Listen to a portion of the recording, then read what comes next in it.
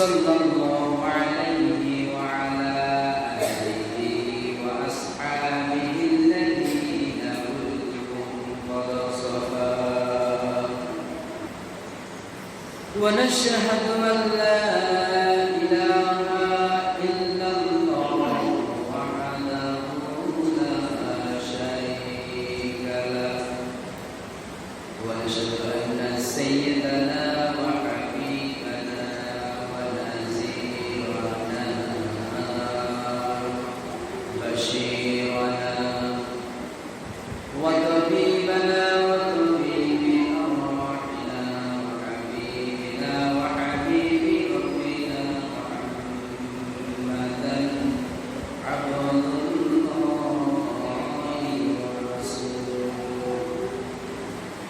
الذي أرسله بالحق بشيرا ونذيرا وداعيا إلى الله بإذنه وسراجا منيرا وقد قال الله تعالى في كلامه المجيد وفرقانه الحميد أعوذ بالله من الشيطان الرجيم بسم الله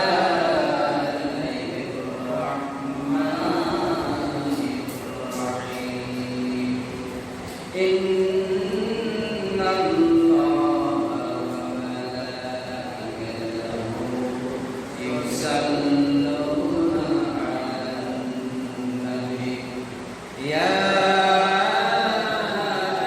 أيها الذين آمنوا صلوا عليه وسلموا تسليما اللهم صل على محمد وعلى آل محمد كما صليت على إبراهيم وعلى آل إبراهيم إنك حميد مجيد اللهم بارك على محمد وعلى آل محمد كما باركت على إبراهيم وعلى آل إبراهيم إنك حميد مجيد لا إله إلا الله لا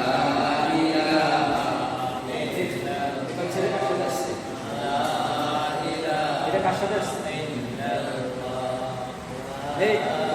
এই মেয়েটারে পাশা দিয়ে আসেন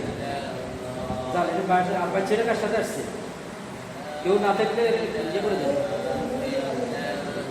বাচ্চাদের সাথে কেউ না থাকলে ওরা কাছে রাখেন আর না হলে দিয়ে আসেন বাসায় لا إله إلا الله لا إله إلا الله محمد رسول الله صلى الله عليه وسلم মুআজ্জাজ হাজিরিন সম্মানিত মুসলিম কিরাম আমরা মহান রব্বুল আলামিনের দরবারে আলিশান দরবারে শুকরিয়া আদায় করছি যে মহান উনি আমাদেরকে সবার আগে রজব মাসে তৃতীয় খুতবায় তারপর মসজিদে আসা বসা বলার শোনা তৌফিক দিয়েছেন মুনিবের দরবারে শুকরিয়া আদায় করছি আলহামদুলিল্লাহ আলহামদুলিল্লাহ দুরূদ ও সালাম পেশ করছি মানবতার মহান শিক্ষক মুহাম্মদ সাল্লাল্লাহু আলাইহি ওয়াসাল্লামের উপর শহীদানদের আত্মার সর্বোচ্চ মাগফিরাত কামনা করছি সম্মানিত বন্ধুগণ গত জুমায় রজব মাসের সম্পর্কে আল্লাহ রাব্বুল আলামিন মহান গ্রন্থ আল কোরআনে যা বর্ণনা করেছেন যেই আয়াত দ্বারা রজব মাস যে আয়াত দ্বারা আল্লাহ সুবহানাহু ওয়া তাআলা তার হাবিব মুহাম্মদ সাল্লাল্লাহু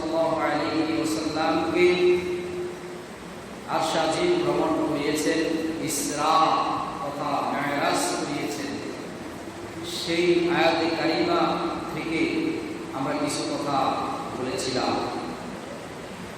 সে আয়াতে কারিমার মধ্যে যে শব্দগুলো আল্লাহ রাব্বুল আলামিন ব্যবহার করেছেন, সেই শব্দগুলো নিয়ে আমরা কিছু কথা বলেছিলাম এবং সেখান থেকে কিছু শিক্ষা বলেছিলাম।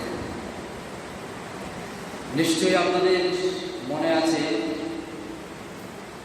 সুবহানাল্লাযী আসরা বিআবদিহি লাইলান মিনাল মাসজিদিল হারামি ইলাল মাসজিদিল আকসা আল্লাযী বারাকনা হাওলাহু লিনুরিয়াহু মিন আয়াতিনা ইন্নাহু হুয়াস সামিউল বাসীর। এই আয়াতে কারিমার মধ্যে আল্লাহ তাআলা প্রথমে সুবহানাল্লাহ এটা দিয়ে শুরু করেছেন। কি দিয়ে শুরু করেছেন? সুবহানাল্লাহ। আমরা বলেছিলাম তাহলে সুবহানাল্লাহর আবিষ্কার কে করেছেন? আল্লাহ রাব্বুল আলামিন করেছেন। এরপরে বিস্ময়কর সওয়াবপূর্ণ কোনো ঘটনা বলার পর আমরা সুবহানাল্লাহ বলি, কিন্তু আল্লাহ রাব্বুল আলামিন শুরুতেই করেছেন সুবহানাল্লাহ। ঠিক কি না? সম্মানিত উপস্থিতি, আমরা যে তাসবিহ পাঠ করি, তাসবিহগুলো আমরা পড়ি, সবগুলো তাসবিহ উত্তম, কিন্তু এর মধ্যেও আরো উত্তম তাসবিহ আল্লাহ রাসূল সাল্লাল্লাহু আলাইহি ওয়াসাল্লাম সাহাবায়ে কেরাম থেকে বলছেন। ইমাম মুসলিম রাহিমাহুল্লাহ হাদিস সংকলন করেছেন। আল্লাহ রাসূল সাল্লাল্লাহু আলাইহি ওয়াসাল্লাম বলছেন, আমি কি তোমাদেরকে উত্তম চারটি কথার কথা বলবো, যেই চারটি কথা পৃথিবীর মধ্যে সবচাইতে বেশি উত্তম। এই চারটি কথা বিশ্বনবী সাহাবায়ে কেরাম বললেন, আল্লাহ রাসূল সাল্লাল্লাহু আলাইহি ওয়াসাল্লাম আপনি চারটি কথা আমাদেরকে বলুন। রাসূল সাল্লাল্লাহু আলাইহি ওয়াসাল্লাম বললেন, সুবহানাল্লাহ, আলহামদুলিল্লাহ, আর কি লা ইলাহা ইল্লাল্লাহ, আল্লাহু আকবার। পৃথিবীতে এই চারটি কথা হচ্ছে সবচাইতে বেশি কি উত্তম। সর্বপ্রথম কোনটা? সুবহানাল্লাহ। যদি জিকির করতে হয় এভাবে বলো, সুবহানাল্লাহ, আলহামদুলিল্লাহ, লা ইলাহা ইল্লাল্লাহ, আল্লাহু আকবার। কথা ঠিক আছে কিনা? শুধু ইল্লাল্লাহ ইল্লাল্লাহ দিয়ে জিকির নাই, আসেন। ইল্লাল্লাহ মানে কি? আল্লাহ ছাড়া, আল্লাহ ছাড়া। ইল্লাল্লাহ মানে কি? আল্লাহ ছাড়া। তো আল্লাহ ছাড়া কিসের জিকির? এই জন্য শুধু ইল্লাল্লাহ দিয়ে জিকির। যত জায়গায় আল্লাহ রাসূল সাল্লাল্লাহু আলাইহি ওয়াসাল্লাম জিকির করেছেন, কালিমা বলেছেন, অর্ধেক বলেছেন না পুরোটা বলেছেন? হাদিস দ্বারা প্রমাণ। লা ইলাহা ইল্লাল্লাহ। এই জন্য আমরা উত্তম জিকির করবো ইনশাআল্লাহ। সুবহানাল্লাহ, আলহামদুলিল্লাহ, লা ইলাহা ইল্লাল্লাহু, আল্লাহু আকবার। উত্তম। তারপরে সুবহানাল্লাযী আসরা, ইসরা থেকে নৈশ ভ্রমণ। কোরআন শরীফের মধ্যে মেরাজ এই কথাটা নাই, আছে কি? মেরাজ কথাটা কি কোরআন শরীফে আছে নাই? এটা আমরা হাদিস থেকে মেরাজ জানি। কোরআন শরীফে কি আছে? ইসরা। কি আছে? ইসরা মানে নৈশ ভ্রমণ। আল্লাহ রাব্বুল আলামিন তার হাবিব মুহাম্মদ সাল্লাল্লাহু আলাইহি ওয়াসাল্লামকে নৈশ ভ্রমণ অর্থাৎ আরশ আজিম ভ্রমণ করিয়েছিলেন। বিআবদিহি, বিআবদিহি, তার এক গোলামকে, তার এক বান্দাকে, তার এক গোলামকে। তো সেখানে আমরা গত জুমায় এক বান্দার ব্যাখ্যা দিয়েছিলাম। আজকে আর আমরা পুরাতনগুলো বলবো না, আপনাদেরকে একটু স্মরণ করিয়ে দিলাম। তবে সুবহানাল্লাহ এই শব্দের তাফসীর করেছেন তাফসীরকারগণ, বড় বড় তাফসীরকারগণ এই শব্দের বিস্তারিত তাফসীর করেছেন। সুবহানাল্লাহ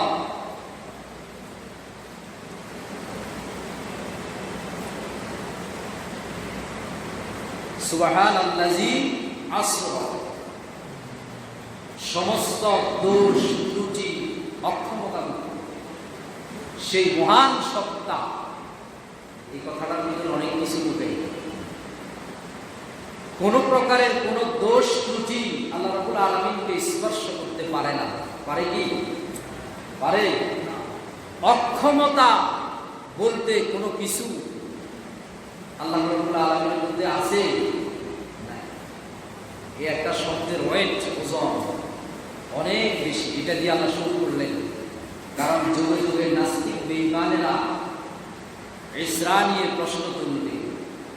এই জন্য আল্লাহ শুরুতে এমন এক শব্দ দিলেন যে কার ব্যাপারে প্রশ্ন তুলছো, কোন ব্যাপারে সন্দেহ করছো? যিনি পৃথিবী সহ গোটা সৃষ্টি জগৎ, বহুমাত্রিক জগৎ যিনি সৃষ্টি করেছেন, যিনি কুল কায়নাত সৃষ্টি করেছেন, তার ব্যাপারে প্রশ্ন তুলছো। এই জন্য আগে কি বলছেন?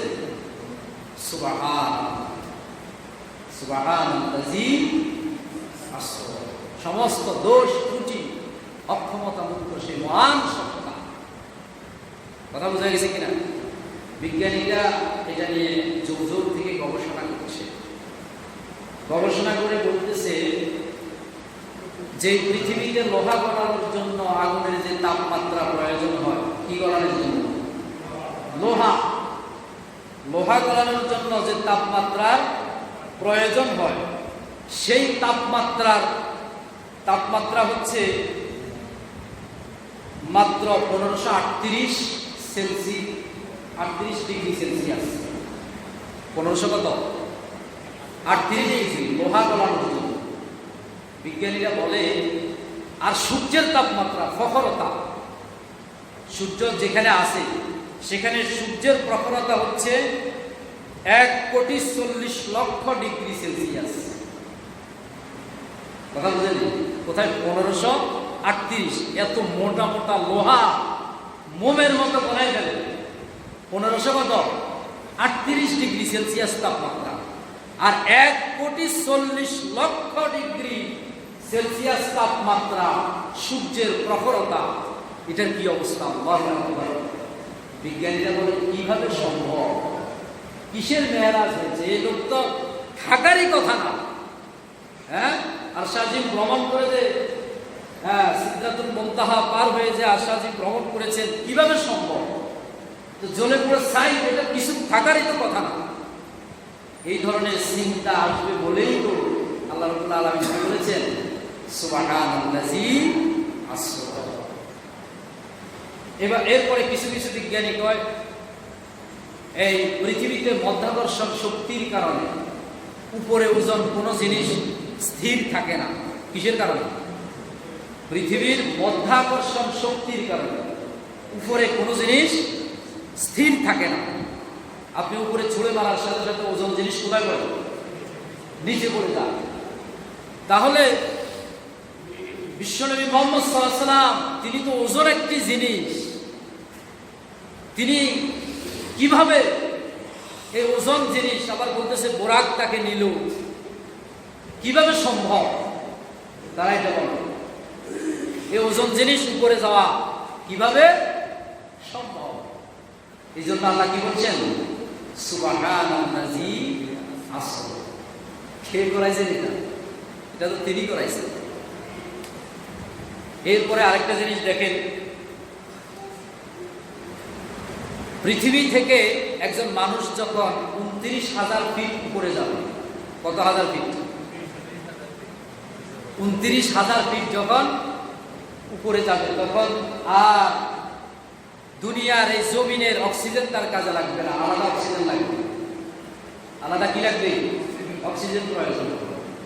এই জন্য আপনারা খেয়াল করবেন, যারা বিমানে উঠছেন তারা জানেন বিমানে কিন্তু অক্সিজেন সরবরাহ করে বিমানে উঠতে হয়। বিমানের মধ্যে অক্সিজেন সরবরাহ করা আছে অতিরিক্ত, কারণ উপরে উঠে গেলে আপনার অক্সিজেনের প্রয়োজন হবে। এখন কিছু কিছু নাস্তিক বিজ্ঞানী বলে পৃথিবী থেকে মাত্র 29,000 ফিট উপরে গেলে অক্সিজেনের প্রয়োজন হয়। বিশ্বনবী কিভাবে আশাজি ভ্রমণ করবে? কিভাবে সম্ভব? সম্ভবের জবাব শুরুতেই কে দিয়েছেন? সুবহানাল্লাযী আসরা। আর বোকা, হ্যাঁ, কার সাথে কি কথা বলো? বিজ্ঞান মানে বিশেষ জ্ঞান। বিজ্ঞান মানে কি? তুমি তো বিশেষ জ্ঞান অর্জন করেছো মাত্র।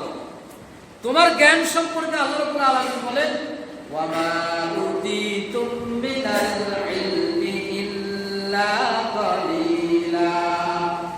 আমি তোমাকে সামান্য জ্ঞান দিয়েছি, সামান্য জ্ঞান। কি জ্ঞান? সামান্য জ্ঞান দিয়েছি তোমাকে। এই সামান্য জ্ঞান দিয়ে এত লাফাও। একদিন এক পিঁপড়া সাপ জন্ম হয়েছে, মনের ভিতরে আগ্রহ জন্মেছে। পিঁপড়া কার? মহাসমুদ্র দেখবে। পিঁপড়া কি দেখবে? মহাসমুদ্র দেখবে। সবাই মহাসমুদ্র দেখে, পিঁপড়াও মহাসমুদ্র দেখবে। তার আক্ষেপ জন্ম হয়েছে মনের ভিতরে। এখন মহাসমুদ্র দেখার জন্য সে তার আবাসস্থল থেকে, তার বাসভবন থেকে রওনা দিল। কে? পিঁপড়া। মহাসমুদ্র দেখবে। এখন মহাসমুদ্র দেখার জন্য পিঁপড়া ছুটছে আর ছুটছে। কোথায় মহাসমুদ্র পাবে? মহাসমুদ্রের সন্ধান পাচ্ছে না, পিঁপড়া যেতেই আছে। হঠাৎ প্রতিমধ্যে একটা গরু বাঁধা ছিল এক জায়গায়। কি গরু? গরু যেই জায়গায় বাঁধা থাকে সেই জায়গাটা কাদাযুক্ত হয়ে যায় কিনা? কারণ গরু যখন 1 নম্বর 2 নম্বর সারে, তখন আর ওখানে যখন পাড়া দেয় ওই জায়গাটা কাদাযুক্ত হয়ে যায় না? কাদাযুক্ত হয়ে যাওয়ার কারণে গরুর পায়ের নিচে, খুরের নিচে একটা গর্ত হয়েছে। কি হয়েছে? অনেকগুলো গর্ত হয়েছে। অনেকগুলো গর্ত হওয়ার পরে গরু তো আবার কিছুক্ষণ পরে প্রস্রাবের তার প্রয়োজন। প্রস্রাব করার পরে তার পায়ের নিচের, খুরের নিচের এই গর্তটা এই পানি দিয়ে ফিলাবো গেছে, প্রস্রাব দিয়ে। এখন পিঁপড়া যাচ্ছে সমুদ্র দেখার জন্য। সমুদ্র দেখতে গিয়ে হঠাৎ পিঁপড়া গরুর পায়ের নিচের, খুরের নিচের এই গর্তের মধ্যে পড়ে গেল। ওই প্রস্রাবের মধ্যে পড়ে সে আর উঠতে পারতেছে না। সে দেখতে যাবে কি? মহাসমুদ্র। এখান থেকে আর উঠতে পারছে না। এরপরে সে বহু কষ্ট করে ছোট্ট একটা করই পাতা, আমরা করি গাছ করি, করই পাতার মধ্যে বহু কষ্টে উঠছে। উঠার পরে এবার সেখানে উঠে ভাষণ দিচ্ছে, ভাইয়েরা আমার, বোনেরা আপনাদের, আমি আপনাদেরকে বলেছিলাম মহাসমুদ্র জয় করব। আজকে আমি আমার সেই লক্ষ্যভ্রষ্টে পৌঁছতে পেরেছি। আজকে আমি মহাসমুদ্র জয় করেছি। কথা বুঝা গেছে কিনা? তাহলে পিঁপড়ার জন্য গরুর পায়ের নিচের ছোট্ট যে গর্তটা, এটা মহাসমুদ্র। তুই বেটা বিজ্ঞানী, তুই টুকটাক সামান্য কিছু জ্ঞান অর্জন করে তুই আল্লাহর সৃষ্টি নিয়ে চিন্তা কর। আল্লাহু আকবার। তোর তো সৃষ্টিতে মাথা নত হয়ে আসে। এত বড় অথরিটি তোকে কে দিয়েছে এটা নিয়ে চিন্তা করা? এই জন্যই তো আল্লাহ তাআলা ব্যবহার করলেন সুবহানাল্লাযী আসরা বিআবদি। সমস্ত দোষ ত্রুটি অক্ষমতা মুক্ত সেই মহান সত্তা আল্লাহু আকবার। বিজ্ঞান কি নতুন করে কিছু আবিষ্কার করতে পারে? ক্ষমতা আছে? তুই যেখানে নতুন কিছু আবিষ্কারই করতে পারবি না, আপনারা বলবেন বিজ্ঞান তো বিমান আবিষ্কার করেছে, বিজ্ঞান তো কম্পিউটার আবিষ্কার করেছে। কি দিয়ে করেছে? কোনটা দিয়ে করেছে? যেটা দিয়ে করেছে সেটা কোথায় পেয়েছে? কথা বলেন, সেটা কার দেওয়া? বিজ্ঞান শুধু সেটা কার দেওয়া? বিজ্ঞান শুধু ইমপ্লিমেন্ট করতে পারে, সংযোগ স্থাপন করতে পারে, এই জায়গা থেকে ওই জায়গায় নিয়ে বসাতে পারে। বাট বিজ্ঞানের নতুন করে কোনো কিছু করার ক্ষমতা গোটা পৃথিবীর বিজ্ঞানীদেরকে আপনি প্রশ্ন করেন, আল্লাহর এই সৃষ্টি নিয়ে গবেষণার দরকার নাই। তুমি যে ভাত খাও, কি খাও? ভাত খাও। একটা চাল আবিষ্কার করো, পারবে? এটা চাল আবিষ্কার করতে পারবে বিজ্ঞান? পারবে না। বিজ্ঞান চিরকাল আল্লাহ রাব্বুল আলামিনের নিকট, তার কোরআনের নিকট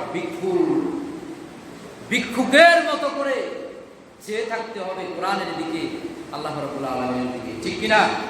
আল্লাহ আমাদেরকে সঠিক সমঝ দান করুন, আমিন। এরপর আমরা বলেছিলাম লাইলান আজ পর্যন্ত তো সেদিন বললাম, সুবহানাল্লাহর সাথে আরো 3টা অ্যাড করলাম, এভাবে আরো তাফসীর আছে। সুবহানাল্লাহর তাফসীর আরো অনেক, কথা বোঝা গেছে কিনা? এরপরে হচ্ছে লাইলান, রাত্রের বেলা। কোন সময়? রাত্রের বেলা। মুফাসসিরিনগণ বলেছেন রাত 12টার পর থেকে সুবহে সাদিক পর্যন্ত, সুবহে সাদিকের আগ পর্যন্ত এই মুহূর্তে আল্লাহ রাব্বুল আলামিন রাত্রে এই সময় আল্লাহ রাব্বুল আলামিন তার হাবিবকে ইসরা করিয়েছেন। এখানে একটা কথা আমরা শুনতে পাই, সে কথাটা হলো আল্লাহ রাসূল সাল্লাল্লাহু আলাইহি সাল্লাম মেরাজের মধ্যে 27 বছর ছিলেন। কত বছর? 27 বছরে আল্লাহ রাব্বুল আলামিন তার সৃষ্টির কুল কায়নাত সব কিছু তার হাবিব মুহাম্মদ সাল্লাল্লাহু আলাইহি সাল্লামকে দেখিয়েছেন। এখন অনেকে বলে যে এত অল্প সময়ের ভেতরে কিভাবে গোটা সৃষ্টি জগৎ, প্রথমে মসজিদে হারাম, তারপরে মসজিদে আকসা, মসজিদে হারাম থেকে মসজিদে আকসার দূরত্ব হচ্ছে 40 কিলোমিটার। কত কিলোমিটার? 40 কিলোমিটার মসজিদে হারাম থেকে মসজিদে আকসা। তখনকার সময়ে এখান থেকে ওখানে যেতে সময় লাগতো প্রায় 7 দিন, কারণ তখন ঠেলা গাড়ি ছিল না। কি ছিল না? ঠেলা গাড়িও ছিল না, ছিল হচ্ছে উট। উট ছিল মরুভূমির জাহাজ, আর ছিল ঘোড়া। দ্রুত যান হিসেবে তখন ঘোড়া ছিল, কিন্তু ঘোড়া নিয়ে এই জায়গা যাতায়াত করা সম্ভব না। কথা বোঝা গেছে কিনা?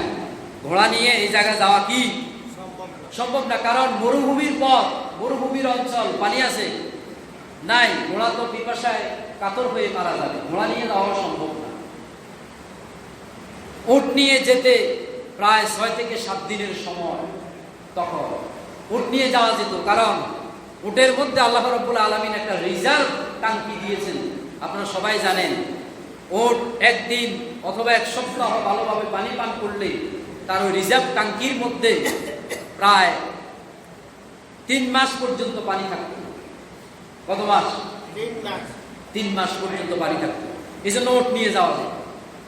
তাহলে মসজিদে হারাম থেকে মসজিদে আকসা পর্যন্ত এত দূরত্ব, এটা যেতেই যদি একটানা ভাবে থাকতে পারে 40 দিন বা কম বেশি থাকতে পারে। ধরেন যদি 40 দিনই হয়, যাইতে 40 আসতে 40, কত? 80। তাহলে কিভাবে সম্ভব? হ্যাঁ, সম্ভব কিভাবে? সম্মানিত বন্ধুগণ, যে আল্লাহ শুরুতেই বলেছেন আল্লাহর পক্ষে অসম্ভব বলতে কোনো কিছু আছে? অসম্ভব কিছু আছে? দেখেন, একটা উদাহরণ আপনাদেরকে দিই আমি সংক্ষেপে একটা উদাহরণ আপনাদেরকে দেই, এদিকে খেয়াল করেন। দুনিয়ার প্রেসিডেন্ট, দুনিয়ার প্রধানমন্ত্রী আসবেন এক জায়গায়, জেলা সফর করবেন। কি সফর করবেন? জেলা সফর করবেন, এক জেলায় আসবেন। দুনিয়ার প্রধানমন্ত্রী, দুনিয়ার রাষ্ট্রপতি, উনি আসার আগে যে রাস্তা দিয়ে উনি আসবেন, অন্তত 2 থেকে 3 ঘন্টা যাবত সেই রাস্তা দিয়ে সকল ট্রাফিক চলাচল, যান চলাচল বন্ধ থাকে কি থাকে না? থাকে কিনা?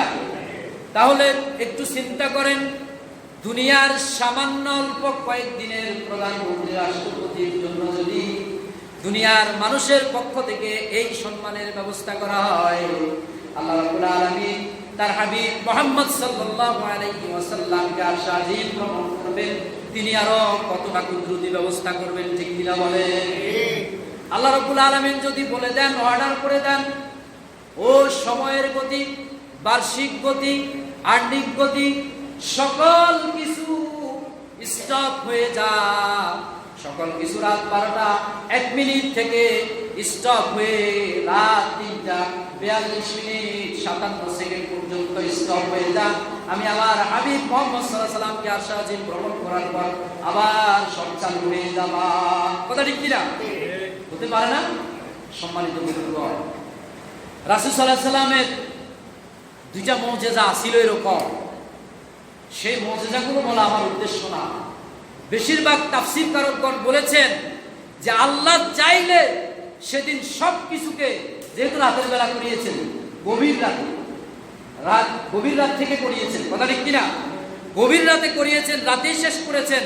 আল্লাহ যদি বলেন পৃথিবীর সব কর্মকাণ্ড স্টপ, সব স্টপ হয়ে যাও, আবার যখন আমার হাবিব মুহাম্মদ সাল্লাল্লাহু আলাইহি সাল্লাম গোটা আরশ আজিম ভ্রমণ করে আবার যখন মসজিদে হারামের মধ্যে আসবে, তখন আবার সব চালু হয়ে যাবে।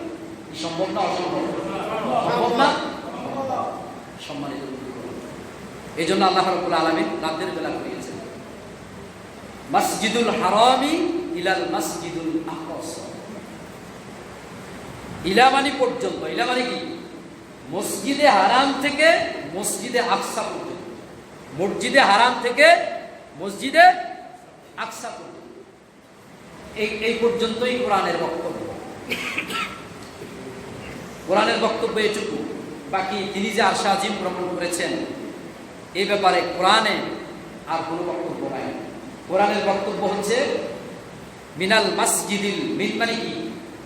হতে বা থেকে, মিনাল মিনাল মসজিদিল হারাম, মসজিদে হারাম থেকে, ইলা মানে পর্যন্ত, ঠিক, ইলাল মসজিদিল আকসা এ পর্যন্ত। আর বাকিটা হচ্ছে বাকি আরশ আজিম ভ্রমণের যে ইতিহাস আমরা পাই, এটা হচ্ছে বিশ্বনবী মুহাম্মদ সাল্লাল্লাহু আলাইহি ওয়াসাল্লামের হাদিসের সম্প্রসারিত রূপ। এই ব্যাপারে তাফসীর ইবনে কাসিরের মধ্যে ইমাম ইবনে কাসির রাহিমাহুল্লাহ তিনি 25টি হাদিস এনেছেন। কয়টা? সূরা বনী ইসরাঈল 17 নম্বর সূরা বনী ইসরাঈলের 1 নম্বর আয়াতে ঢুকবেন, ঢুকার পরেই তিনি 25টি হাদিস দিয়ে মেরাজের ঘটনা আলোচনা করেছেন। অন্যান্য তাফসীর গ্রন্থগুলো থেকে সংগ্রহ করে টোটাল কমপক্ষে আমি আমার সংকলনে যে হাদিসগুলো আছে প্রায় 42। কয়টা হাদিস? 42টা হাদিস আছে হচ্ছে মেরাজ সম্পর্কে। তবে সেখানে আপনাদেরকে একটা কথা বলি, বেশিরভাগ মুফাসসিরিনগণ বলেন, মুহাদ্দিসিনগণ বলেন, হক্কানি উলামায়ে কেরাম বলেন যে রাসূল সাল্লাল্লাহু আলাইহি ওয়াসাল্লাম আসার পরে আবার দেখলেন যে ওযুর পানি গড়াচ্ছে, দরজার কড়া নড়ছে। এই ধরনের হাদিস কিন্তু আমি পাই নাই, বেশিরভাগ মুহাদ্দিসিনগণ বলেছেন পায় নাই। কথা বোঝা গেছে কিনা? এই কথাটা সম্পর্কে আপনারা কেউ পেয়ে থাকলে আমাকে বলবেন যে ওযুর পানি তখনও গড়াচ্ছে, দরজার কড়া তখনও নড়ছে। এই ব্যাপারে হাদিসটা আমি যে হাদিসগুলো পড়েছি এগুলোর মধ্যে নাই। আবার কিছু কিছু মুহাদ্দিসিনগণ বলেছেন এটা কোনো হাদিসই না। তবে আমি বলবো না এটা হাদিসই না, হয়তো থাকতেও পারে, আমার হয়তো সংকলনে নাই। কথা বোঝা গেছে কিনা? তো বাকি রূপটা হচ্ছে, বাকি উনি যে আরশ আজিম ভ্রমণ করেছেন এটা হচ্ছে কিসের রূপ?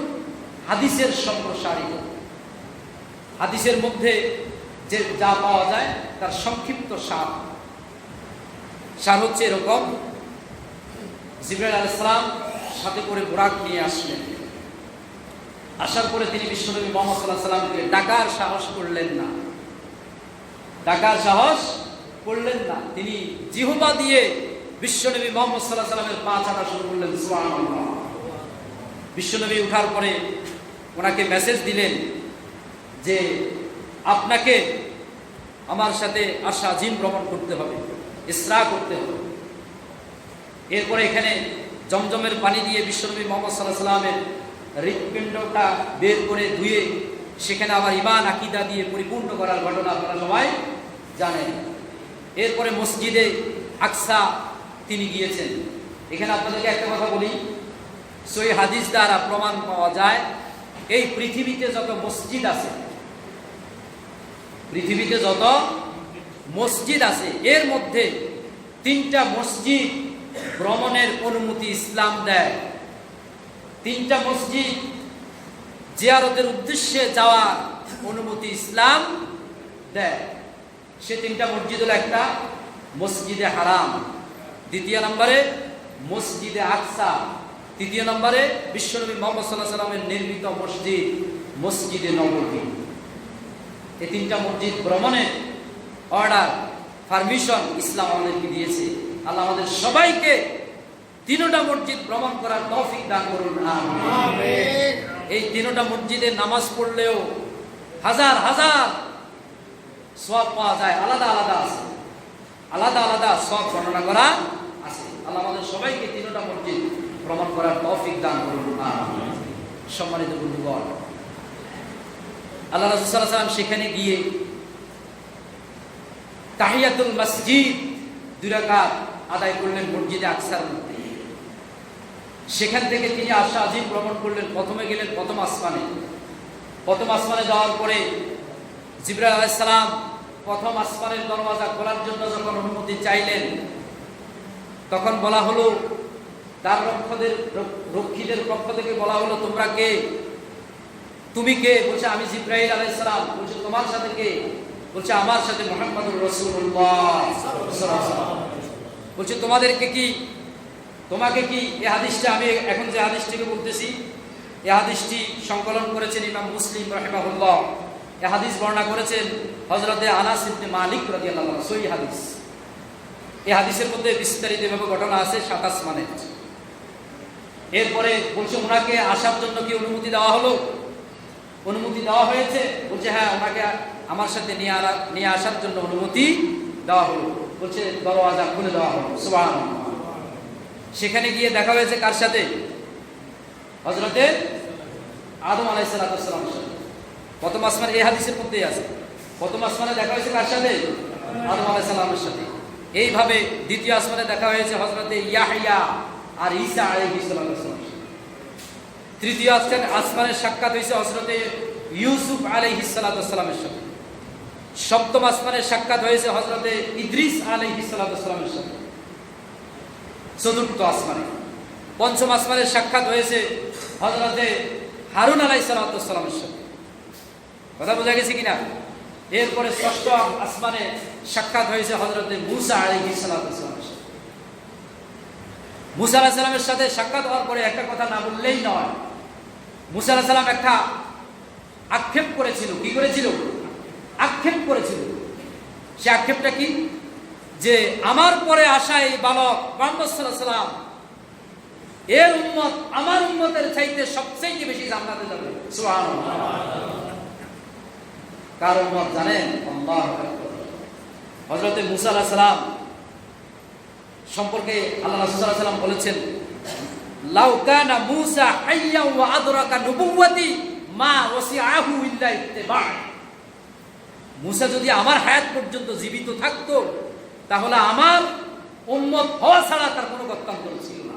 সুবহানাল্লাহ। কি মর্যাদা! আমাদের মর্যাদা বুঝা যায়? আমরা আমাদের সম্মান আমরা দিতে জানি না, আমাদের মর্যাদা আমরা দিতে জানি না। এত সম্মান আমাদের। অন্যান্য নবীরা আক্ষেপ করেছেন, বিশ্ব নবীর উম্মত হওয়ার জন্য। হযরত ঈসা আলাইহিস সালাম যখন কিয়ামতের পূর্ব মুহূর্তে পৃথিবীতে আসবে, বিশ্ব নবী মুহাম্মদ সাল্লাল্লাহু আলাইহি ওয়াসাল্লামের উম্মত হয়ে আসবে। কথা ঠিক কিনা?